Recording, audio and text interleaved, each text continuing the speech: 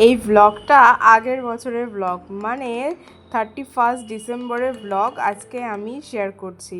মানে এত দিন ধরে এই ব্লগটা আমার ছাড়ার কথা মনেই ছিল না, হঠাৎ করে দেখলাম যে গ্যালারি ঘাঁটতে ঘাঁটতে যে ব্লগটা আমার ছাড়াই হয়নি।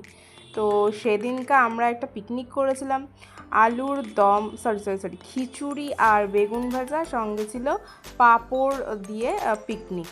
কারণ আমরা গরিব আদমি আছি গাইজ, আমাদের মাংস কেনার টাকা ছিল না, তাই আমরা খিচুড়ি পিকনিক করেছিলাম। যাই হোক, আমরা ভীষণ মজা করে আমি আর প্রিয়া রান্না করছিলাম, আর আমাদের বাড়িতেই রান্না করছিলাম খিচুড়ি। অনেস্টলি বলছি, আমি এই প্রথমবার ট্রাই করেছি, কিন্তু খেতে খুব ভালো হয়েছিল খিচুড়িটা। আর যেহেতু দুজনে মিলে করছি, খারাপ হলেও সবাইকে বলতেই হবে যে খিচুড়িটা কিন্তু খুব ভালো হয়েছিল, না হলে ব্যাস বাড়িতে অশান্তি একদম চরম তুঙ্গে হয়ে যাবে। তারপরে এখানে প্রিয়া এনেছিল বেগুন, সেগুলোকেই অল্প অল্প করে ভেজে নিচ্ছি তেল দিয়ে।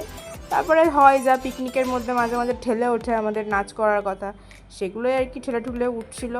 আর রান্না কে যে কতটা করেছে আমরা জানিই না, আমি একটা করছি তো ও একটা করছে, আমি নুন দিচ্ছি তো ও চিনি দিতে ভুলে যাচ্ছি, এই হয়েছে। যাই হোক, খিচুড়িটা সত্যি অনেস্টলি খেতে খুব সুন্দর হয়েছিল, আর রঙটাও এসেছিলো খুব সুন্দর। লাস্টে ঘি দিয়ে আমরা সার্ভ করেছিলাম, আর গন্ধটাও দারুণ বেরিয়েছিল কারণ ঘি দেওয়া হয়েছিল। ভাই তখন বাড়িতে ছিল, তো ভাই খেতে বলেছিল, ও খুব ভালো লেগেছিলো।